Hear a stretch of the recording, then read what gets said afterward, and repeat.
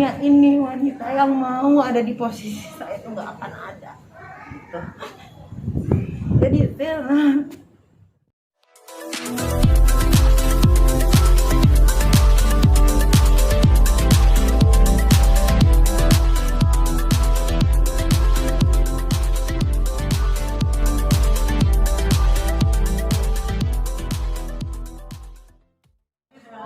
Baik, rekan-rekan media, terima kasih sudah menunggu. Tadi memang mediasi dilakukan hanya dengan hakim mediator beserta Ibu Talita dan Bapak Denis. Mediasi dinyatakan gagal, maka kita akan masuk dalam pokok perkara nanti tanggal 15. Untuk hal-hal yang sifatnya privat dikarenakan saya juga tidak ada hadir, monggo langsung ditanyakan ke Mbak Talitanya. Pelan-pelan aja ya. Mbak tadi ada kejutan gimana Mbak? ya yang pasti saya lega karena akhirnya dari segi hukum bisa tahu keadaan yang sebenarnya itu seperti apa gitu. Kan saya dari awal saya bilang saya akan memperjuangkan apapun hak hidup saya dan hak hidup anak saya tanpa kebohongan. Ya, itu yang saya lakukan di dalam. Saya mau bicara fakta, saya tidak mau bicara kebohongan. Ya, apapun reaksinya ya bagaimana, saya nunggu ini bertahun-tahun gitu. Jadi ya itu yang terjadi di dalam sih tadi. Tadi maksudnya dibahas apa ya sampai emosi? Ya semua yang dibahas, semua pertanyaan kalian semua. Ya akui kok. Jadi gini, terakhir kan kami juga masuk, akhirnya kami ketemu hakim mediatornya. Memang itu kebijaksanaan yang luar biasa dari mediator di sini, Ibu Hakim, bahwasanya Ibu Hakim hanya mau mendengar langsung. Jadi tanpa ada kami, biar Ibu Hakim bisa tahu bagaimana Ibu Hakim bisa menilai sendiri dan mempertimbangkannya sendiri. Bagi kami itu, kalau ada pun kami di sana, ketika misalkan klien saya emosi dan lain sebagainya, ataupun dari pihak lawan juga emosi, pasti kan ada yang memotong dan lain-lainnya. Nah ini nggak pure, benar-benar kebijaksanaan dari hakim mediator untuk mau bertemu hanya dengan Talita dan Denis. Dan disitulah akhirnya diputuskan bahwa mediasi gagal. Mbak Talita, maaf kan tadi sempat bahas juga dengan Mas Denis bahwa Mas Denis memang sudah lama tidak tinggal di rumah dan tinggal di apartemen. Mbak Talita sendiri? Sebenarnya dia tidak tinggal di rumah. Tempat-tempat dia tinggal itu saya tahu. Sampai di tahun 2020 yang di apartemen itu dia pindah 2 kali juga saya tahu. Setelah selesai dari 2 unit itu dia di apartemen yang mana, saya tahu juga gitu. Tapi kan saya tahu ada batasan-batasan yang bisa kita bicarakan, ada yang tidak. Ya saya bilang semuanya tergantung dia. Gitu. Ketika dia berbicara kebenaran, ya saya juga pasti oke, berarti gentle nih orang. Tapi kalau nggak gentle, dia bohong ya saya harus buka dong.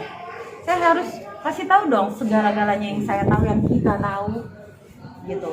Jadi ya saya udah gimana ya Mbak gitu, saya tahan ini tuh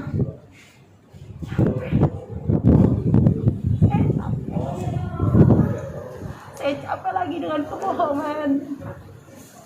Saya capek kalau dia masih beralasan. Saya capek. Nggak ada di dunia ini wanita yang mau ada di posisi saya itu nggak akan ada gitu. Jadi sekian lama orang tahu saya ceria, saya tutup dalam-dalam semuanya. Masa sampai di ujung juga dia masih mau berkelit. Dia dari banyak tapi habis itu saya bilang, kamu bicara jujur dong, saya bilang gitu. Terus dia bilang, akhirnya dia runduh. Terus dia bilang kok sama Ibu Hakim, dia akui kok salahnya dia. Yang semua teman-teman pers ini mau tanyakan ke saya semuanya benar. Itu jawabannya. Jadi kalian tafsirkan sendiri, semuanya benar. Jadi kan saya bilang gitu, saya minta keadilan, saya berdoa sama Allah, saya minta keadilan.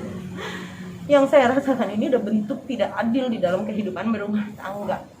Jadi begitu saya dikuatin nih sama abang saya sendiri, saya dikuatin sama keluarga saya. Memang kan saya bilang jangan main api sama keluarga saya, wong kita keluarga hukum kok. Ya kita lakukan semuanya sesuai hukum yang berlaku di Indonesia. gitu. Jangan lagi berkelit gitu loh. Salah gitu. Jangan bilang salah tapi gitu. Itu namanya orang ngaku salah tapi nggak ikhlas.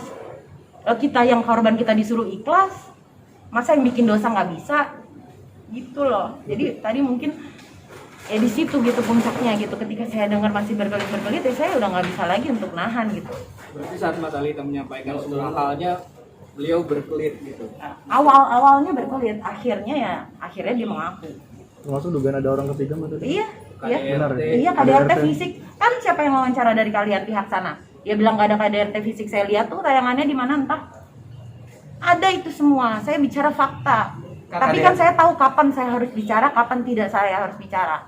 KDRT-nya kayak gimana, Kak? Oh, KDRT-nya saya dilempar kok pakai handphone ke muka saya sampai berdarah bibir saya, sampai dagu saya, gigi finiran saya sampai patah 2 yang di bagian depan. Jidat saya nih dijedutin sama dia, sama kepalanya dia sampai berdarah, sampai benjol. Anak saya lagi di pangku pas dia lakukan itu. Dia masih mau bilang nggak ada lagi KDRT fisik. Harus tunggu saya ngomong kayak begini dulu, baru dia mau gitu ngaku. Ada visum kan? Gitu. Gara-gara Itu kejadian sudah dari 2016.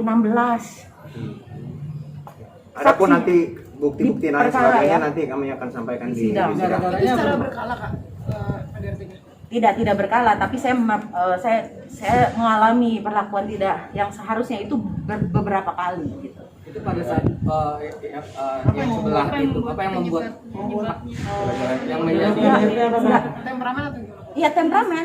Penyebabnya hal kecil yang sebenarnya nggak perlu sampai begitu gitu. bukan karena emang wanita lainnya. Oh, bukan. Orang saya itu kita lagi habis pergi keluarga gitu kok. Kayak gitu. Jadi kayak ya itu saya udah nanti bertahun-tahun tuh benar gitu ya.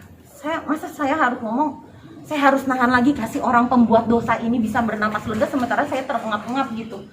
Kayak ya gimana sih gitu. Keadilan aja lah Mbak gitu Mas gitu. Saya juga mana pernah sih saya kayak gini cari-cari perhatian. Dia iya kali cari-cari perhatian. Saya mah enggak. Saya mah apa adanya aja. Kerjaan saya tuh kerja, saya jadi ibu, jadi istri yang baik, jadi anak yang baik, kerja saya banting tulang untuk anak saya. Wong saya yang kerja, saya ngidupin anak saya, dia hidupin kita. Enggak, Berarti nggak ada nafkah? enggak ada. Sejak kapan? Oh, udah lama banget enggak ada. Oh, lebih. Dari awal Dia ke saya pribadi sebagai seorang istri nih Mbak ya, nih para wanita, saya tidak pernah mendapat gaji seorang istri. Tidak pernah. Dari awal. Dia kasih untuk anak saya uang susu popok dah. Jadi mau bergaya-gaya dia tuh silahkan. Kalau saya emang nggak perlu deh ngomong-ngomong macem-macem, saya bicara fakta. Kan saya bilang jangan lagi berkelit, kalau sudah berdosa tanggung jawab. kenapa nggak sempat lapor ke pihak berwajib? Ya itulah saya masih kasih kesempatan, saya masih memaafkan gitu. Sampai akhirnya ketika berkelit ya saya emosi wajar, saya manusia. Gitu loh, saya manusia. Padahal saya bicara benar-benar apa adanya gitu. Kondisi anak mungkin gimana Mas? Oh, dia happy. Dia semangatin saya. Semangat ya Bunda. Bunda jangan lagi sedih-sedih. Bunda jangan takut. Berarti Rafael tahu kelakuan ayahnya seperti itu. Oh, di depan mata dia Mas, saya lagi mangku di dalam mobil. Semua kejadian itu di depan anaknya. Pada saat Menurut kejadian klien anak saya. seperti apa? Oh, Nangis, nggak nangis, dia bingung lihat aku, dia pelukin aku. sempat marah-marah. Ya, dia juga takut sama ayahnya gitu. Tapi saya sebagai ibu, saya tidak pernah menjelekkan ayahnya kepada anak saya. Saya bilang apapun buruknya dia tetap ayah kamu, Rafaelo. Kamu harus respect sama dia. Sakit saya bicara seperti itu. Saya yang ibunya diinjak-injak harga diri saya. Happy-happynya sama orang lain. Yang susahnya gua. Ya Mas, kira-kira rekan media kurang lebih kan itu kan kita sudah bicarakan semua seperti itu. Nah jadi ya mohonlah tadi Mbak Talita juga udah sampaikan semuanya lugas dengan lantang dan sesuai dengan apa yang dia rasakan, dia alami. Adapun halnya nanti akan kami ajukan sebagai bukti dan lain sebagainya, nanti kami ajukan itu di persidangan. Kira-kira demikian. Hah? Tanggal 15 itu masuk ke dalam pokok perkara. Ya. Rekan media sekali lagi terima kasih. Jangan lupa ya di subscribe dan nyalakan lonceng notifikasinya.